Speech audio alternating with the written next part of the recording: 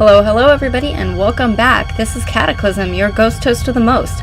Alright, so this game saved off on a little bit of a weird point. It had me back, like, with the spiders before I found all the documents and the lighter fluid and all that stuff. So I kind of had to cut through a little bit of that.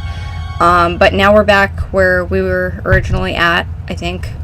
And that is where we had found the blood trails. So we will investigate. I just hear the constant chittering. Okay, so I think we found this letter before too. Yeah, we did. Okay, so we had read that. We got the key. And so now... yeah, I had already checked those. Those weren't anything. Okay, so now we're going to go in this door. It looks like an internal organ, maybe an animal tongue. Largest spider I've ever seen with its gut carved open. Yummy. Some yummy stuff. Nothing in there.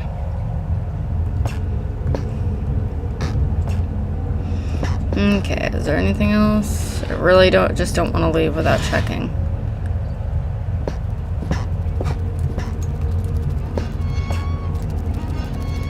Nope, nothing really to report back.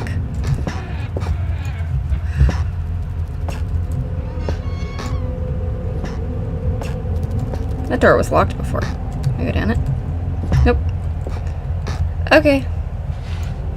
Look, 2 strips of beef jerky. Yummy!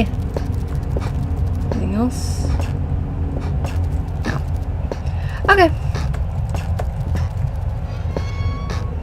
Okay, so we are going to go out and venture yonder! And there's probably monsters out here now that they've shown stuff like that, so... yep. Gotta be sneaky now. Alright. We're gonna hear it, I'm sure.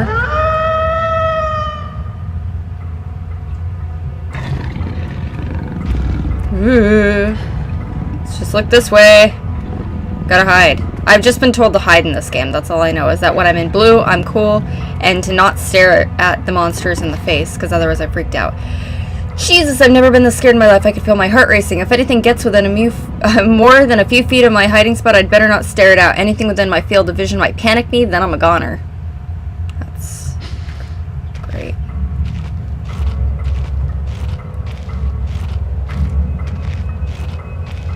I can see something down there.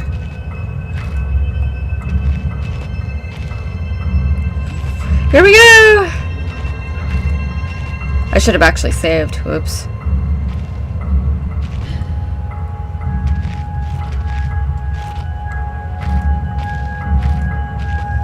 I'm not really sure where the creatures are. Oh shit. Don't stare at it! Don't stare at it! Don't stare at it! Don't stare at it! I can hear it walk by me. It's growling.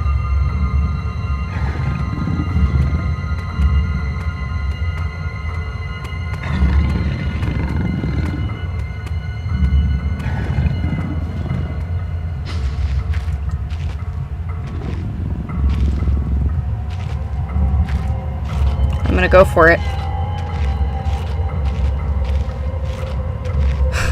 So scary.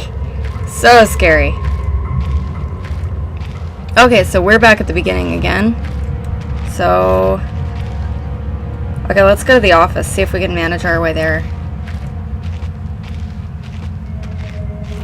That thing was probably coming back around, so... better make it quick if we're gonna try to get out of here. Unless there's more than one, then I'm really fucked. Oh, it's so scary! Oh, they give you bottles and rocks and stuff to throw. That's pretty cool.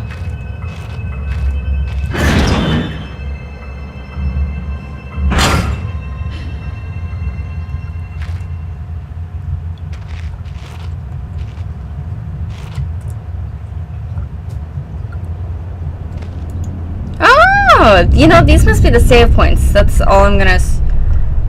a man, an old man clutching something unseen. He is strange, and yet he is no stranger. Never seen before. Still I know this man before me is Howard. I call him Father.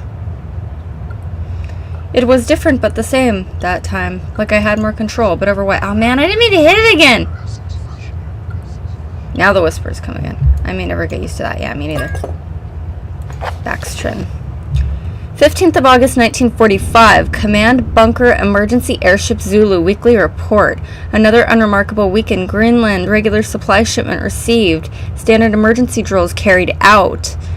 Routine runway maintenance completed. I have ordered maintenance be carried out twice weekly from here on out due to increased snowfall. One is wounded.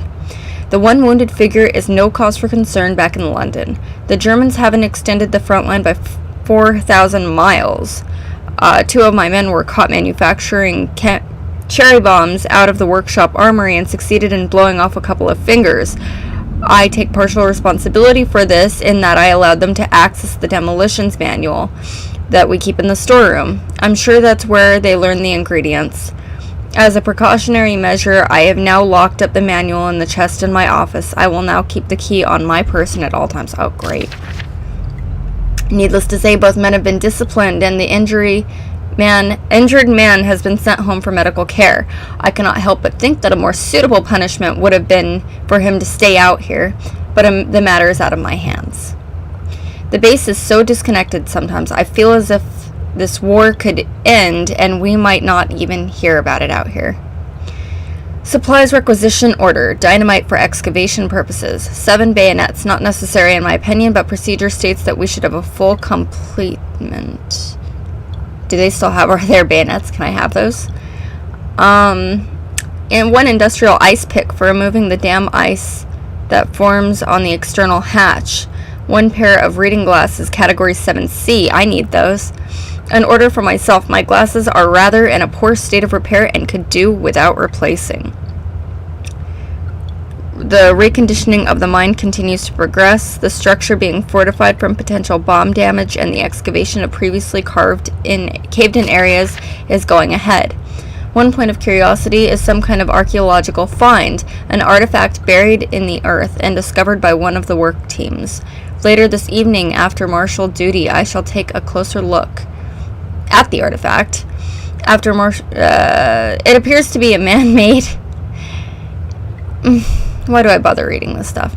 It appears to be man-made and may have working parts inside. I shall remove what looks like the front cover and see if I can't discover what the source of light that constantly emanates is coming from. Chief NCO M. Major. Officer's log. Okay. Anyway, that was terrible reading. I apologize for that. God, there's more of it. The Copenhagen Post. Monday, 17th August 1930. Psychotropic deposits at bottom of death mine. Researchers at the University of Copenhagen have researched that that mind-altering chemicals naturally sewn into the rock may be the cause of high suicide rates at a Greenland mine. Is that this mine? That's got to be this mine, right?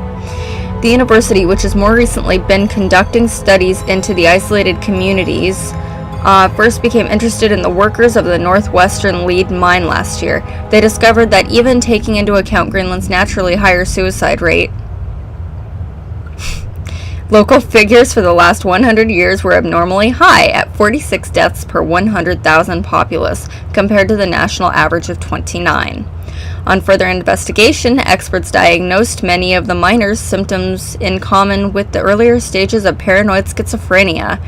This has prompted researchers to hypothesize that natural deposits of lysergic acid, a pH 4 formula, recently discovered to have hallucinogenic properties, may be present in the rocks. Few locals were conducive to interview, but those who agreed to speak had their own explanation. Inuit spirits known as, the Turngail. I have so many problems trying to read this font. This font sucks. I have problems with it, sorry. They live in the mountains. The university is awaiting results of chemical testing studies. Continue. So that was a Copenhagen Post article. We're going to take a small key.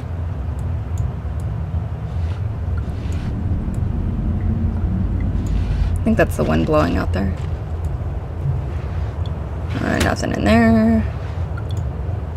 More batteries. I haven't had to use my flashlight so far. Hopefully I won't have to. But we'll see. I've been told staying in the dark is a better idea. It's a picture of a British platoon. It must date back to World War II. I suppose this mine was converted into some kind of bunker.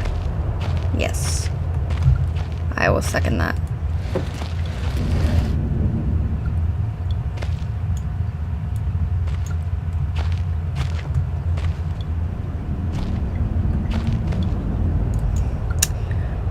Rotting wooden shelves. Must be the added moisture from the grate. The whole room is putrefying.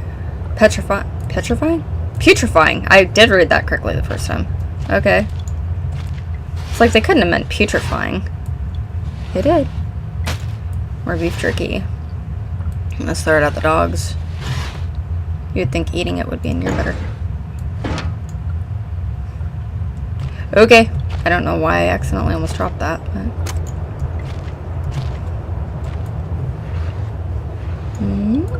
Anything in there? Anything in there? Yes, more beef jerky. Is this going to be a theme here? I'm assuming it's a theme. Okay. Painkillers!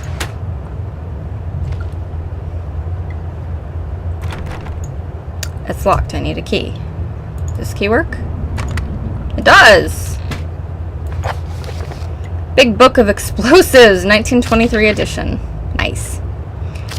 So, we've got black match fuse, string, gunpowder, and Baxtrin. Okay. Dynamite, we need Damascus earth.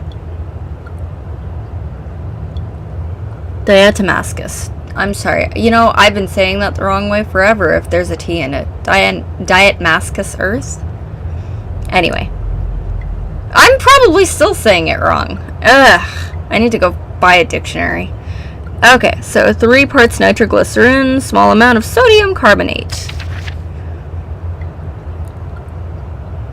Chapter 2. Oh, TNT. Oh, cool. Okay. I'm not going to even pronounce that word because I'm tired of looking dumb. Armstrong's mixture. Red phosphorus and barium. Interesting. Armstrong's mixture is included in this book as more of a point of interest. It is a viable chemical mix. The formula exists as somewhat of a legend in modern pyrotechnics, referenced by those knowledgeable enough to stay away from it as a death mix. It is incredibly volatile. It's incredible volatility make it unsuitable for almost all potential applications. Almost all. Okay. Alright. Well, I guess I'm going to go ahead and leave this episode here. I'm going to be playing again, but I've got to cut it off because of the time limit. I want to thank you guys so much for watching, and I certainly hope that you will join me again in the next episode of Penumbra Overture.